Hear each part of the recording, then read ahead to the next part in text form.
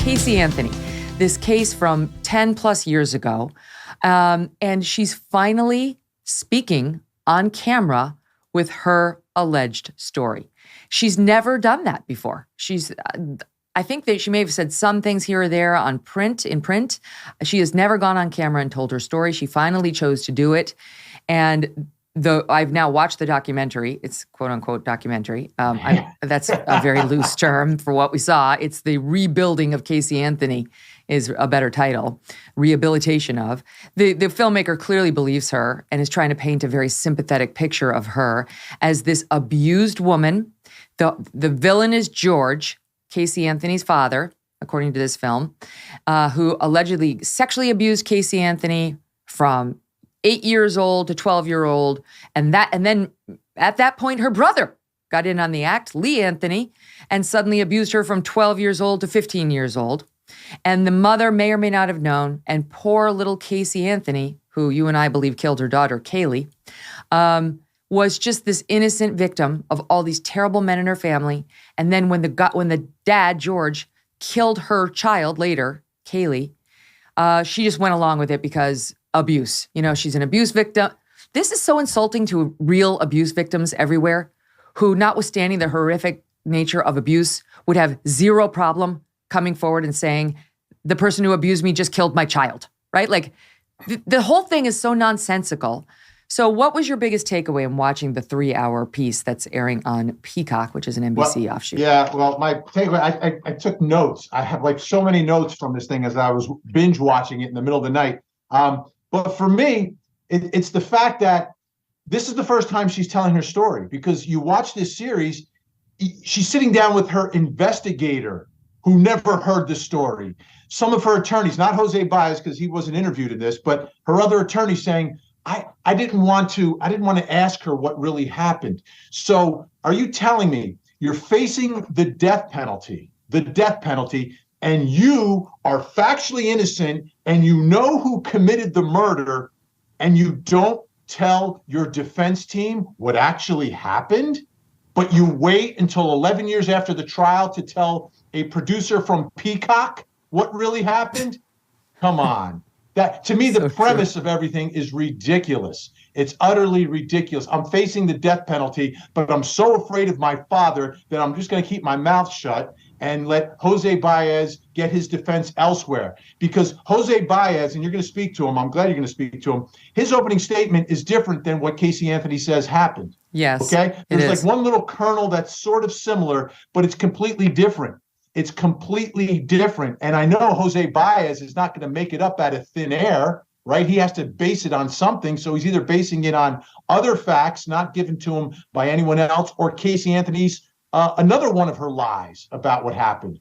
So either way, to me, that's the shock, that you are facing the death penalty. You say you're 100% innocent. You know who did it. And you don't tell your investigator, your mitigation team, or your defense lawyers what really happened. It's ridiculous. This is a good point, especially because she did accuse the father of sexual abuse in connection with, at the time of the trial. She didn't take the stand and do it, but Jose said that in his opening statement, and the dad denied it.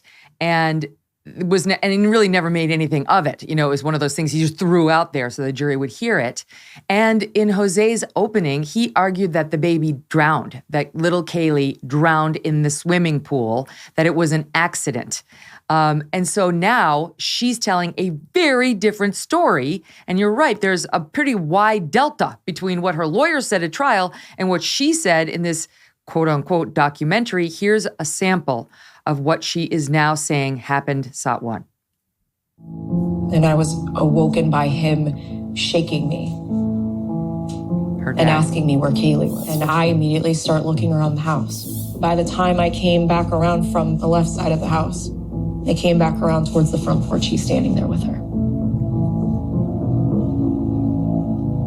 She's soaking wet.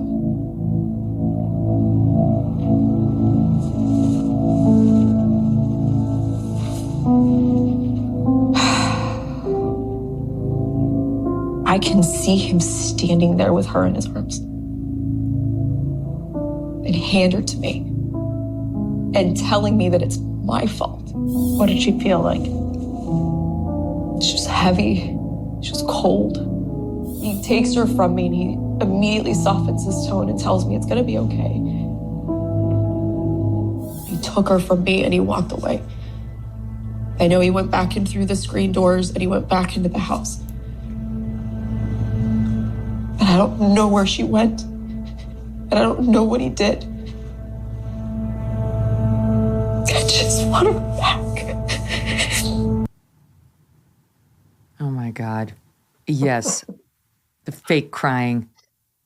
This is, and the other thing she says is that for the 31 days that we always talk about where Kaylee's missing, she does nothing. Well, she's for 31 days, she's like meeting George in all these secret places and he's telling her what to do and how to act. And it's absolutely bizarro world. But here's the thing that I want people to do when they watch it, if they watch it, because I kind of picked up on this. There's a little tick that she has that you can tell when she's lying.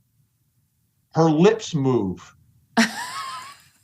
So if you're watching this docuseries and you see her lips moving, that is an indication that it's pretty likely that Casey Anthony is lying at that moment. You have to be sophisticated to really catch it. But if you could pay very close attention, you're 100% right. And as for the claim made by Jose that the child drowned, it was an accidental drowning, and, this is basically nothing more than an accident. Here's what she says in response to that. And again, Jose's coming on, but he did not participate in this documentary. Here it is, Sot 2.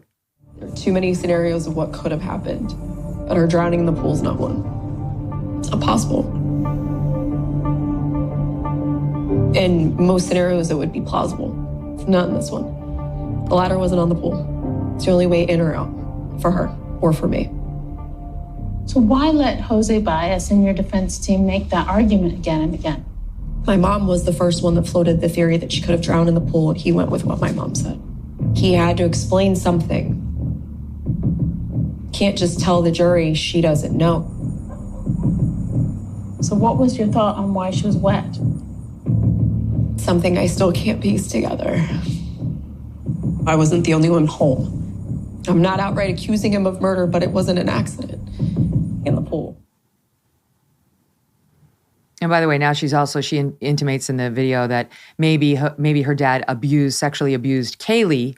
Oh yeah. And then intentionally drowned or I can't tell her whether she's suggesting he abused her. Smothered her with the pillow and then threw her in the pool to make it look like she drowned. Here's the problem. Here's the problem, Megyn, with what she just said in trying to justify what she's saying now with what Jose said in the opening statement, is that Jose Baez had direct quotes in his opening statement. And that can only come from one place unless they have a video of this. And that's where Jose tells the jury that George came in, he was angry, he said, "Look at what you did. Your mother's never going to forgive you." I mean, those are quotes. And there's only two people who that quote can come from. George Anthony, obviously not him because he says it didn't happen, or Casey Anthony. So I think what happened here, and Jose will know, but he probably can't reveal it because of attorney-client privilege, is that Casey told him one story and he based his opening statement on that. And now she's coming up with a completely different story for whatever reason. But to the original point you made, she was so terrified of her dad, who had allegedly abused her for all those years, that she couldn't tell Jose or the police, he hurt Kaylee. He came to me with my daughter's dead body and then told me not to tell anybody and then told me for 30 days to keep my mouth shut until my mom found out, and then the jig was up. She was too terrified to say that, but she wasn't too terrified to say, he sexually abused me, he sneaked into my room, he hurt me for years. So he's terrifying enough to hold back the murder claim, but not the disgusting sexual abuse claims that she did somehow find the courage to make, Vinny. I mean, the absurdity of, where she draws these fake lines.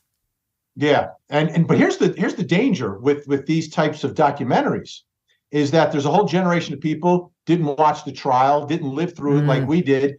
And they'll watch this. And I work with some people who watch this, didn't see the trial, and they come away with it with George Anthony is evil. He is the villain in all of this. And that's going to be the takeaway. That's why I'm glad I heard you say that George Anthony now is considering some legal action. Let's do it. Let's make that lawsuit in Florida, and let's put cameras in the courtroom, and let's make Casey Anthony get up on the witness stand and testify. Yeah, why could they do that? Could he Could he countersue for wrongful death and in the way the Goldmans did? And let's have it out. Let's have a civil verdict on it. Yeah, I was thinking more defamation, but because I love defamation trials, I saw one in Virginia that was really good, and people now understand how that works, and you can win a defamation trial in this country these days. So that's what I was thinking. That was the problem with this case, though, right? The wrongful death, because in the O.J. Simpson trial, there was still a victim's family that was going to go forward. Here, the victim's family is the defendant directly, and then the grandparents indirectly. And so we never got that civil case. But maybe a defamation suit at this point could bring the truth out a little bit more clearly, because it would force her to testify. Did you know that traditional bed sheets can harbor more bacteria than a toilet seat? Oh my God. Yet another thing to worry about. It can lead to acne, allergies, and stuffy noses. Is this explaining a lot in your world? Then pay attention, because Miracle Brand offers a whole line of self-cleaning, eco-friendly bedding, like sheets, pillowcases, and comforters that prevent 99% of bacteria and require 3 times less laundering of them. Miracle Brand sheets are thermoregulating and designed to keep you at the perfect temperature all night long, so you'll get better sleep every night. They are infused with natural silver that prevents 99.9% of bacterial growth. How about that? Miracle Sheets, the well-named, are the perfect gift for your spouse, friends, and family. Who doesn't want better sleep and luxurious feeling bed sheets? And since these come with 3 free towels, you get 2 gifts in 1. Stop sleeping on bacteria. Go try miracle.com/MK to try it today. Okay? Go to trymiracle.com/MK to try it today, or gift it to someone special this holiday season. And Miracle is so confident in their product, it is backed with a 30-day money-back guarantee.